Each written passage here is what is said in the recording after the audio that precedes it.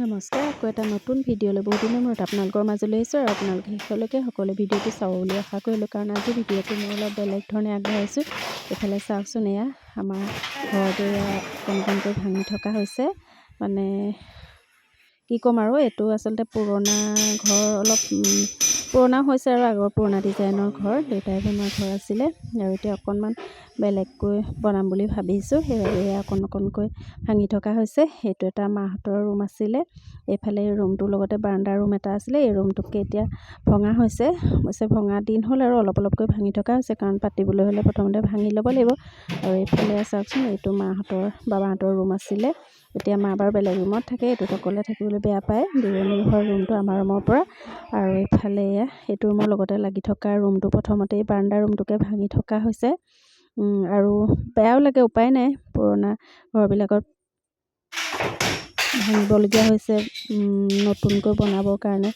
আৰু ভালো লাগিছে, বেয়াও লাগিছে, কাৰণ বাবাই বনোৱা ঘৰটো ভাঙি পেলোৱা হৈছে, সেইকাৰণে বেয়াও লাগিছে। আকৌ নতুনকৈ বনাম বুলি ভাবিছোঁ, সেইকাৰণে মনটো ভালো লাগিছে। গতিকে ভাল বেয়াৰ মাজতে আৰু এয়া কাম লাগি থকা হৈছে। এওঁ লাগি দিছে আৰু দাদা দুজনো লাগি আছে, কাৰণ পাতোতে যেনেকৈ সময় লাগে, ভাঙোতেও বহুত সময় লাগে। চাওকচোন, বহুতখিনি কৰিব লগা হয়, সেইবাবে অলপ অলপকৈ ভাঙি আছে।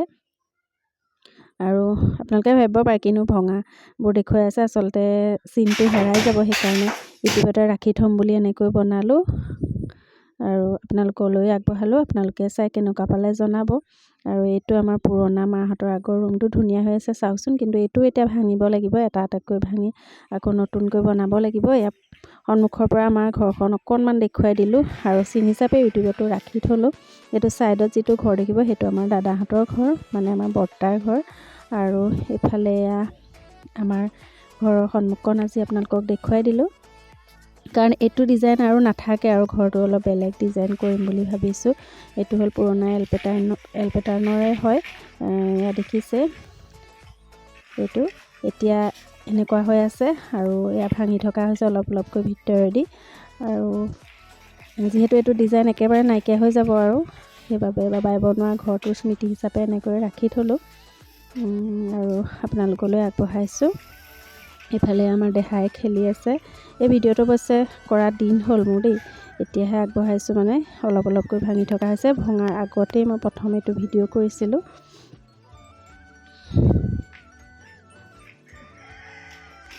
আৰু ইফালে ছাইডত সেয়া দাদাহঁতৰ বনালে, আচলতে একেলগে আছিলে দুখন ঘৰ, এতিয়া চববোৰ ভাগ ভাগ হৈছে। আৰু আচলতে কি হয়, যিমানে নতুন ডিজাইনত ঘৰ নবনাওক লাগে, কিন্তু এই ঘৰবিলাকত থকাৰ আচলতে আমেজটো বেলেগ। মানে কি, গৰমতো ইমান গৰম নহয় আৰু ঠাণ্ডাতো ইমান ঠাণ্ডা নহয়, ঘৰবিলাক মানে থাকিবলৈ ভাল। কিন্তু এতিয়া অলপ নতুন কৰিবৰ মনো গৈছে। অৱশ্যে আমাৰ ছাইডটো বনাই থোৱা আছে, পিছ ছাইডে, এইফালে আমাৰ ৰুমৰ ফালে, আৰু এইফালে ড্ৰয়িং ৰুম আৰু মাহঁতৰ আগৰ পুৰণা ৰুম, এনেকৈ এইখিনি এতিয়া ভাঙি অলপ বেলেগ কৰা হ'ব। আৰু পিছফালে বাৰু বনাই থোৱা আছে, আৰু এয়া কৰিডৰেদি বাওঁ ছাইডে আমাৰ ৰুম, আৰু পিছফালে ইফালে মাৰ ৰুম, খেলা ৰুম আৰু কিটচেন আছে। সেইবিলাক কেতিয়াবা দেখুৱাম বাৰু।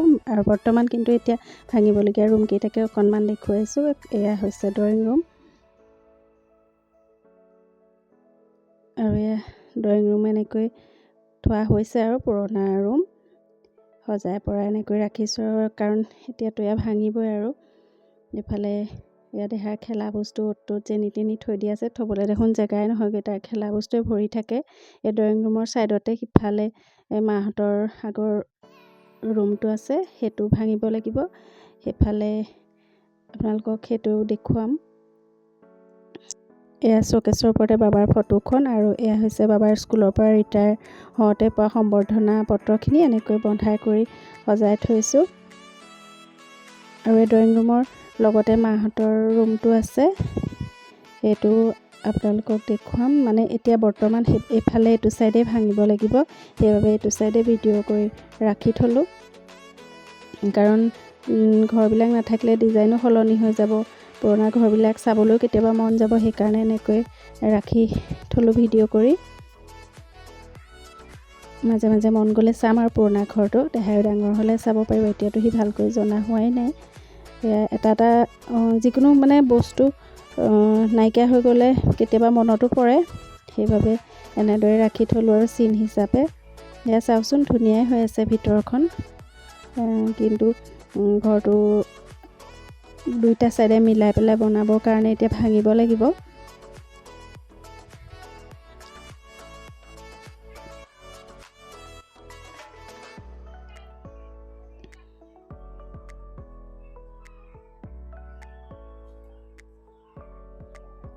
আৰু এইফালে মা বাবা বা এওঁ এখন ফটো আগতে মৰা ধুনীয়াকৈ বন্ধাই থৈ সজাই থোৱা হৈছে, কাৰণ ফটোবিলাক এনেকৈ বন্ধাই নথ'লে বেয়া হৈ যায়। আৰু এইফালে চৌকেছতো দেহাৰ খেলা বস্তুৰ কথা ক'বই নালাগে। আৰু এইফালে এয়া ড্ৰয়িং ৰুমৰ লগতে লাগি আছে এয়া মাহঁতৰ ৰুম দুটা। এই দুটা এইকেইটা ৰুমেই এতিয়া ভাঙিম বৰ্তমান, আৰু সেয়া ভাঙিয়ে থকা হৈছে অলপ অলপকৈ। আৰু এইটো তেতিয়া যিহেতু মা নাথাকে আৰু সিটো বস্তুৱে থাকে। এইটো ৰুমটো এইটোও ধুনীয়া হৈয়ে আছে। এনেকৈ থৈ দিয়া হৈছে আৰু এতিয়া বৰ্তমান ভঙাটো দেখুৱাইছোঁ যে আপোনালোকক এই বাৰাণ্ডা ৰুমটো যে ভাঙিছে তাৰে ভিডিঅ' দেখুৱাইছোঁ প্ৰথমতে। এই ৰুমটো এতিয়া নাই, এইটো ভাঙি হৈ গ'ল। বাকী দুটা ৰুমহে ভাঙিবলৈ আছে, আৰু এইটো ষ্ট'ৰ ৰুম হিচাপে ৰখা হৈছিলে।